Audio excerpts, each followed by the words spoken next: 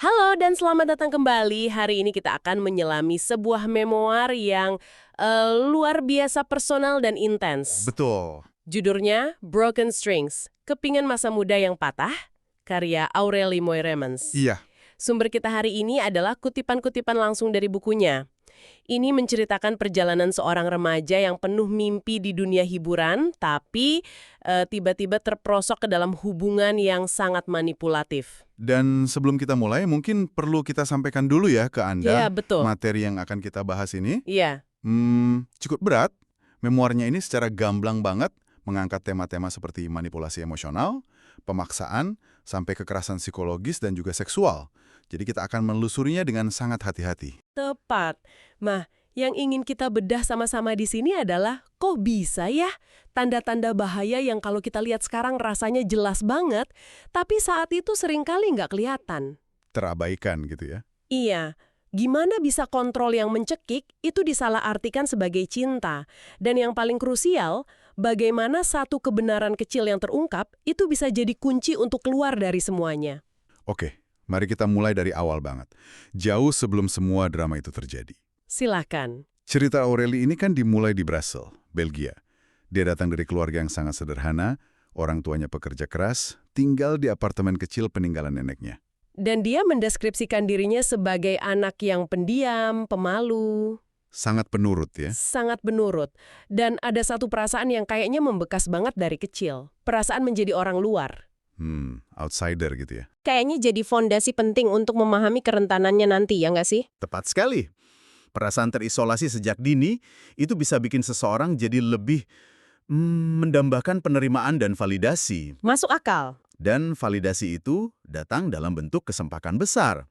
Titik baliknya itu pas keluarganya pindah ke Indonesia. Ide jadi artis itu kan awalnya dari neneknya. Cuma iseng pas lagi nonton sinetron. Iya, iseng doang. Terus muncullah kompetisi Fresh Multi-Talented 2007. Yang menarik alasan mereka ikut itu sederhana banget. Karena gratis. Karena gratis. Dia sama adiknya Jeremy ikut audisi dan dua-duanya lolos. Nah, di sini ada satu cerita yang menurut saya menyentuh banget. Ini menunjukkan pengorbanan keluarganya. Betul. Jadi ternyata untuk maju ke babak final itu ada biaya pendaftaran yang harus dibayar. Oh, ada biayanya? Ada. Dan keluarga mereka waktu itu cuma mampu bayar untuk satu anak. Wah, Jadi mereka terpaksa bohong ke Jeremy yang masih kecil banget. Mereka bilang, kamu udah menang, jadi nggak usah datang lagi. astaga. Jadi adiknya disuruh pulang dengan pikiran dia sudah jadi pemenang. Iya, sebuah kebohongan kecil yang didasari cinta dan keterbatasan ya, demi ngasih jalan untuk kakaknya. Pengorbanan itu akhirnya terbayar. Aurélie menang, dapat peran utama di Jakarta, dan seluruh keluarganya pindah dari Belgia buat dukung mimpinya. Ini kan seharusnya jadi awal dari sebuah dongeng ya. Harusnya, tapi justru disinilah alur ceritanya berbelok tajam. Di lokasi syuting sebuah iklan, dia ketemu seseorang. Di buku ini kita kenal dengan nama Bobby. Dan pertemuan ini aja, kalau kita bedah, itu udah penuh dengan bendera merah. Apa aja tuh? Pertama, usia. Aurélie saat itu baru 15 tahun. 15. Sementara Bobby sudah mendekati 29 tahun. Bahkan untuk dapat pekerjaan iklan itu, Aurélie harus bohong soal umurnya, ditulis 21 tahun. Ini nunjukin posisi dia yang rentan banget dari awal. Tunggu. 15 dan 29. Itu kan jauh banget. Jauh sekali. Itu bukan cuma beda usia, tapi beda fase hidup, beda kekuatan. Yang satu masih remaja, yang satu udah dewasa. Persis. Dan disitulah letak ketidakseimbangan kekuatan yang fundamental. Oke. Memori itu melukiskan Bobby sebagai sosok yang sangat karismatik, percaya diri, selalu jadi pusat perhatian. Tapi ada sisi lain yang langsung kelihatan. Aurélie cerita, ada momen Bobby dengan santainya ngehina mantan pacarnya di depan banyak orang. Oh ya? Dia bilang bau badannya parah sekali dan semua orang di sekitarnya ketawa. Ada kekejaman yang dibungkus dengan selera humor. Wow. Dan cara pendekatannya gimana? Luar biasa intens. Dia terus-terusan kirim pesan, rela nunggu berjam-jam di lokasi syuting cuma buat ketemu Aurélie. Dan cepat banget masuk ke lingkaran keluarganya. Dia bikin Aurélie merasa spesial banget ya. Spesial banget. Ada satu kalimat yang dikutip di sumber kita yang sangat menonjol. Bobby bilang, kemurnianmu itu langka, Kamu tidak seperti gadis-gadis liar di luar sana. Nah, kalimat itu. Itu contoh sempurna dari apa yang dalam psikologi disebut love bombing. Oke, jelaskan sedikit. Pelaku itu membanjiri targetnya dengan pujian, perhatian, afeksi yang berlebihan. Tujuannya untuk menciptakan ilusi hubungan yang sangat istimewa dalam waktu singkat. Biar sepeterikat ya. Tepat. Jadi ketergantungan emosionalnya dibangun secepat mungkin. Nanti, pas kontrolnya mulai jalan, korbannya udah merasa berutang dan enggan ngelepasin cinta yang di awal terasa kuat banget itu. Jadi dibuat merasa unik, tapi sebenarnya itu taktik untuk mengisolasi. Betul sekali. Momen penting berikutnya terjadi di bioskop. Cukup ironis ya. Mereka habis nonton film horor judulnya Drag Me to Hell. Iya. Disitulah Bobby minta dia jadi pacar. Aureli dengan prinsipnya yang masih lugu, dia pasang batasan yang jelas.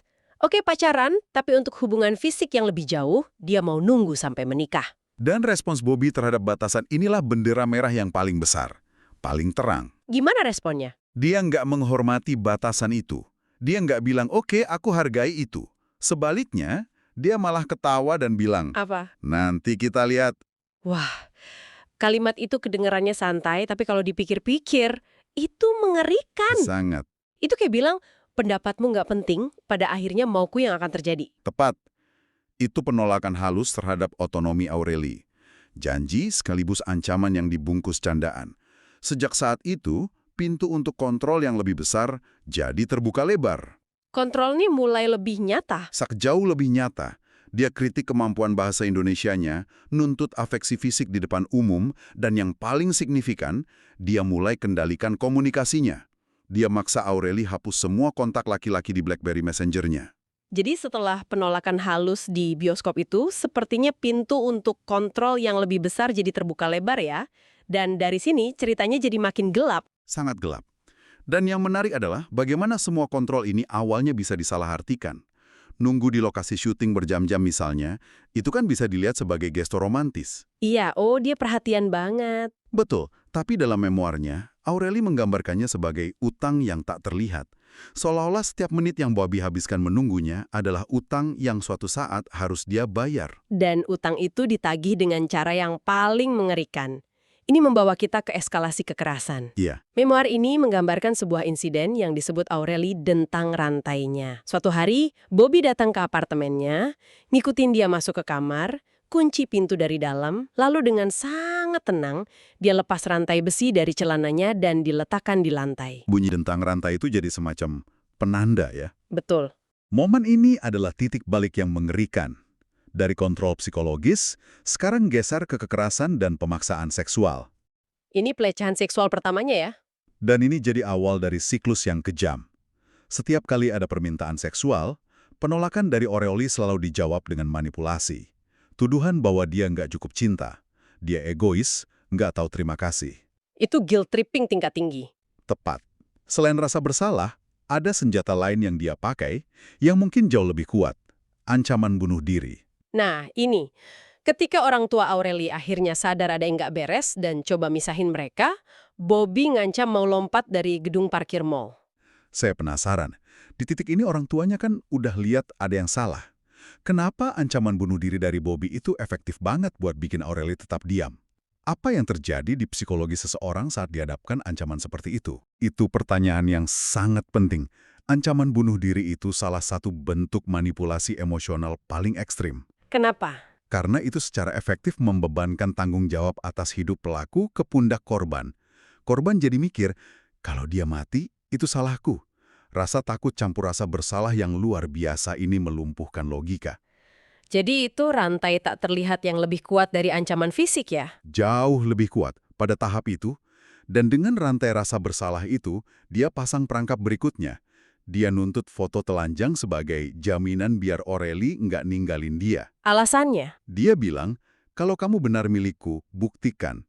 Foto-foto ini jadi senjata pemerasan pamungkas yang ngasih dia kendali total. Ancaman untuk menyebarkannya selalu digantungkan di atas kepala Aureli ya? Setiap saat. Dan setelah pegang senjata itu, dia mulai jalankan rencananya untuk mengisolasi Aureli sepenuhnya dari satu-satunya sistem pendukung yang tersisa, keluarganya. Ini inti dari coercive control atau kendali koersif ya? Tepat. Tujuannya hancurkan support sistem korban. Tanpa keluarga, teman, atau uang sendiri, korban jadi sepenuhnya bergantung pada pelaku. Dan langkah yang dia ambil itu kejam banget. Sangat. Dia memanipulasi Aureli untuk lapor ke pihak berwenang dengan tuduhan palsu kalau orang tuanya udah mengeksploitasi dia secara finansial. Gila. Dia bahkan pakai foto Aureli yang lagi nangis karena bertengkar sama dia dan nunjukin foto itu ke polisi sebagai bukti ibunya udah mukul dia. Dia memutarbalikkan fakta sepenuhnya, menjadikan air mata Aureli sebagai senjata untuk melawan keluarganya sendiri. Itu licik sekali. Menggunakan sistem yang harusnya melindungi anak-anak untuk justru menghancurkan perlindungan terakhirnya. Dan untuk menyempurnakan isolasi itu, dia juga maksa Aureli berhenti kerja, memutus total kemandirian finansialnya. Jebakan berikutnya terjadi tepat di hari yang seharusnya jadi hari perayaan kebebasan. Pulang tahunnya yang ke-18. Betul. Di hari itu, dia malah diperintahkan datang ke sebuah mall dan tanda tangan dokumen pernikahan di depan dua pria asing yang nggak dia kenal. Aureli cerita momen paniknya, dia coba kabur, lari menembus keramaian mall, tapi Bobby ngejar, nangkep dia, dan maksa dia balik dengan ancaman akan nyebarin foto-fotonya. Puncaknya adalah apa yang disebut sebagai upacara pernikahan palsu. Dia dijebak untuk datang ke gereja kecil pada dini hari. Dalihnya mau diantar pulang setelah syuting kan? Iya. Di sana, dia dipaksa menikah pakai gaun bekas dari sinetron tanpa ada satupun keluarga atau teman yang hadir. Bagian yang paling surreal dan menyedihkan adalah dia dipaksa berlutut di hadapan pasangan lansia asing. Yang diminta Bobby untuk pura-pura jadi orang tuanya, untuk minta restu. Dan di momen inilah kekerasan fisik pertama kali terjadi secara terbuka. Ya, selama upacara, pas Aureli ragu-ragu jawab iya, Bobby meremas tangannya keras banget sampai kukunya nancap di kulitnya. Sebuah sinyal fisik yang brutal di tengah sebuah sandiwara suci. Tapi, di tengah keputusasaan total inilah, secercah harapan muncul. Dari ibunya. Dari ibunya. Sang ibu yang hatinya pasti hancur tapi intuisinya jalan terus, merasa ada yang sangat-sangat janggal dengan pernikahan ini dan mulai investigasi sendiri. Dan apa yang dia temukan mengubah segalanya. Dia berhasil nemuin pendeta yang menikahkan mereka. Awalnya pendetanya ngelak ya. Ngelak. Tapi akhirnya dia ngaku. Dia ngaku kalau pernikahan itu nggak sah menurut hukum gereja Katolik. Dia udah melanggar beberapa prosedur kanonik yang wajib. Salah satunya? Dia sengaja nurunin volume mikrofon pas nama mereka diumumkan di gereja. Itu prosedur wajib, namanya pengumuman perkawinan. Biar jemaat bisa ngajuin keberatan kalau ada halangan. Tanpa itu, pernikahan jadi nggak sah. Jadi, seluruh fondasi kontrolnya klaim bahwa mereka suami istri di hadapan Tuhan, sumpah yang bikin Aureli merasa terikat dan bersalah, ternyata dibangun di atas sebuah kebohongan besar. Tepat. Dia tidak pernah terikat secara hukum maupun agama. Dia tidak pernah menjadi miliknya. Ini momen pencerahan bagi Aureli. Tapi di sini ada satu hal yang mungkin terasa aneh. Banyak orang mungkin akan mikir, kenapa dia nggak langsung pergi aja setelah kebohongan itu terbongkar? Betul. Rasanya aneh ya. Kekerasan justru meningkat drastis setelah dia tahu dia bebas secara hukum. Nah, justru disitulah letak psikologi seorang pelaku kekerasan. Ketika alat kontrol utamanya, yaitu manipulasi psikologis lewat kebohongan pernikahan, hancur, dia panik. Dia kehilangan kendali. Betul. Jadi, dia beralih ke satu-satunya alat yang tersisa, kekerasan fisik murni. Ini adalah tindakan putus asa dari seseorang yang kehilangan kekuasaannya. Dan kekerasan itu jadi makin brutal. Memori itu merinci gimana Bobby nggak lagi cuma ngancam atau meludahi. Dia mulai nampar, jambak rambutnya, bahkan hantamin kepala Aureli ke jendela mobil berulang kali. Puncaknya, benar-benar sulit dibayangkan. Ada 2 insiden yang dikutip. Pertama, dia nginjak wajah Aureli dengan kakinya. Ya Tuhan. Dan di lain waktu, dia memukul kepala Aureli berulang kali dengan Alkitab. Tunggu dulu, mukul dengan Alkitab sambil bilang itu urusan Tuhan. Ya, sambil berkata, kalau aku memukulmu dengan Alkitab, maka rasa sakitmu itu urusan Tuhan. Itu. Ini adalah level manipulasi spiritual yang paling puncak. Dia pakai simbol suci yang harusnya bawa penghiburan dan keselamatan, dan mengubahnya jadi senjata untuk membenarkan tindakan iblisnya. Tujuannya untuk menghancurkan bukan cuma fisik korban, tapi juga jiwanya. Jadi, kalau kita lihat kembali, kebenaran tentang pernikahan yang nggak sah, itu jadi katalisator 2 hal sekaligus. Pencerahan bagi Aureli, tapi juga eskalasi kebrutalan dari Bobby. Betul. Pengetahuan itu adalah kunci yang akhirnya dimiliki Aureli untuk membuka sangkarnya. Selama ini dia bertahan karena rasa bersalah, karena sumpah yang dia yakini udah dia buat. Pas dia tahu sumpah itu nggak pernah ada, fondasi penjaranya runtuh. Tepat. Memoir ini secara gamblang menunjukkan gimana kebenaran bisa jadi senjata pembebasan yang paling kuat. Bagi Aurelie, pengetahuan adalah kekuatan. Pengetahuan itu memberinya izin-izin pada dirinya sendiri untuk akhirnya melihat situasinya apa adanya. Bukan pernikahan yang sulit, Tapi sebuah penipuan yang kejam dari awal sampai akhir. namun ini juga meninggalkan sebuah pertanyaan yang sangat penting untuk kita semua renungkan. Terutama bagi Anda yang mungkin pernah atau sedang berada dalam situasi serupa. Ya, Memoir ini menunjukkan bahwa mengetahui kebenaran dan memegang kunci kebebasan itu satu hal.